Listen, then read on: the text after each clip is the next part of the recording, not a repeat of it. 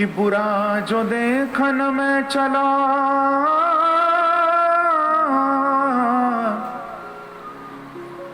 बुरा जो देखन में चला,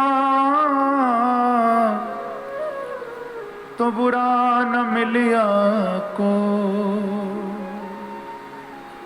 बुरा जो देखन में चला, तो बुरा न मिलिया को। और जो दिल ढूंढा आपना, तो मुझसे बुरा न को।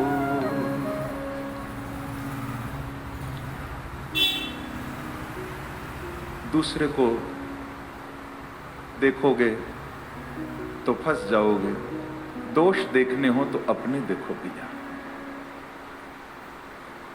तुम अपने अंदर झांको कि आपका जीवन कैसा है। स्तुति योग्य तो केवल परमात्मा ही है। एक प्रसंग मुझे छोटा सा याद आया। भगवान श्री कृष्ण एक बार युधिष्ठिर जी के पास बैठे थे। ध्यान से सुनिएगा। प्रभु युधिष्ठिर के पास बैठे थे और चर्चा चली तो भगवान श्री कृष्ण के मुख से निकला,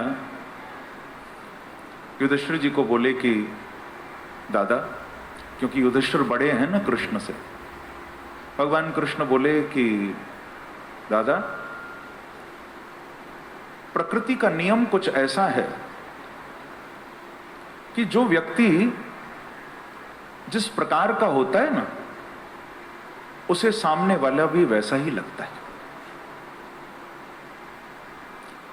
युधिष्ठिर बात समझ नहीं पाई, हालांकि परम ज्ञानी है, लेकिन फिर भी कहा कि केशव, आपने जो बात बोली उसको थोड़ा और स्पष्ट करो, मैं समझ नहीं पाया। तो भगवान बोले कि मैं आपको समझाऊंगा नहीं, अब मैं आपको दिखाऊंगा कि मेरे कहने का अर्थ क्या है। कहा कि फिर दिखाइए। भगवान ने एक सेवक को भेजा कि दुर्योधन जी को बुलाओ। दुर्योधन आया, भगवान कृष्ण को आदर दिया, प्रणाम किया। बोले प्रभु, आपने हमें याद किया।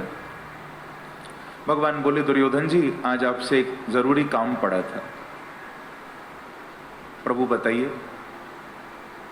भगवान बोले कि मैं बहुत ढूंढ रहा हूं पर मेरा ये काम हो नहीं पा रहा, आप कृपा करके जाएं और किसी सज्जन पुरुष को, अच्छे इंसान को खोज कर लाएं।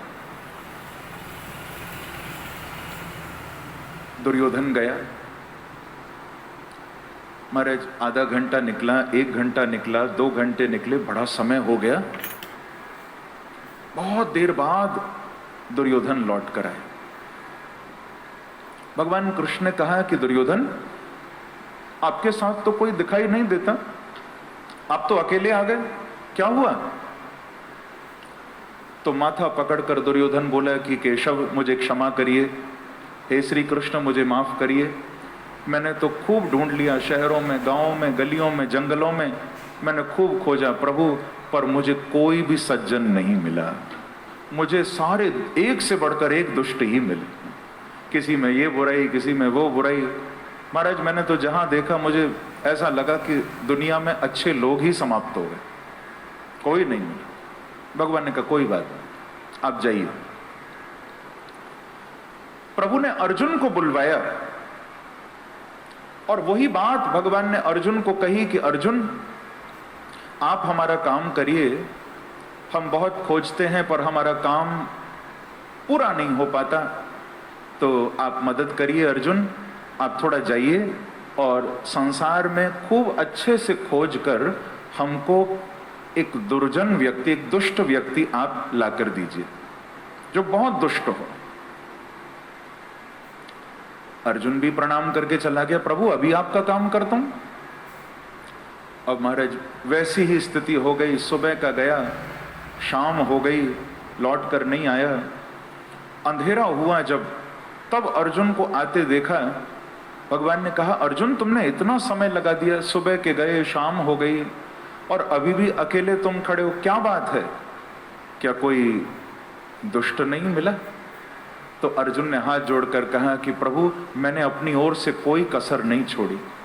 मैंने एक एक गली ढूंढी, एक एक घर खोजा, हर जगह मैं गया प्रभु, पर मैं आपको सच बताऊं, मैं जहां भी गया मुझे कोई दुर्जन नहीं मिला। मुझे तो सब बांके बिहारी के भक्त ही मिले, मुझे तो सब सज्जन ही मिले, मुझे कोई भी दुर्जन नहीं मिला।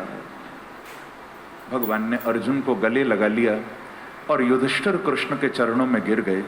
बोले प्रभु, मैं समझ गया कि जैसा हृदय का भाव होता है ना, वैसी ही दृष्टि बन जाती है हमारी। अगर अंदर दुष्टता छुपी है तो संसार में भी दोष ही दोष नजर आएंगे। और हमारा मन यदि, हमारा हृदय यदि सद्गुणों से भरा पड़ा है बंधुओं, तो हमें अच्छाई ही दिखाई देगी।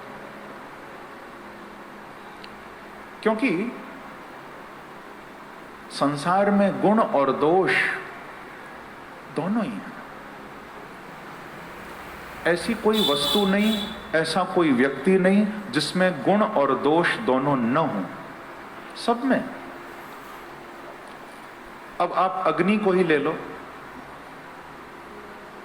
अग्नि यदि हमारे पास है, हम प्रकाश प्राप्त कर सकते हैं। अग्नि है तो भोजन पका सकते हैं। कितने गुण हैं अग्नि में।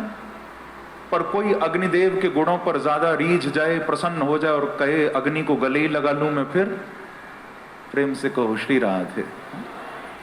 अब गुण तो बहुत है, पर आग को गले लगाएगा तो क्या होगा। तो हर वस्तु में, हर व्यक्ति में गुण भी हैं और बोलो न जरा, दोष भी हैं, बुराई भी है। अब ये हमारे ऊपर है, ये हमारे संस्कारों पर निर्भर करता है कि हम अच्छाई देखते हैं या बुराई देखते हैं।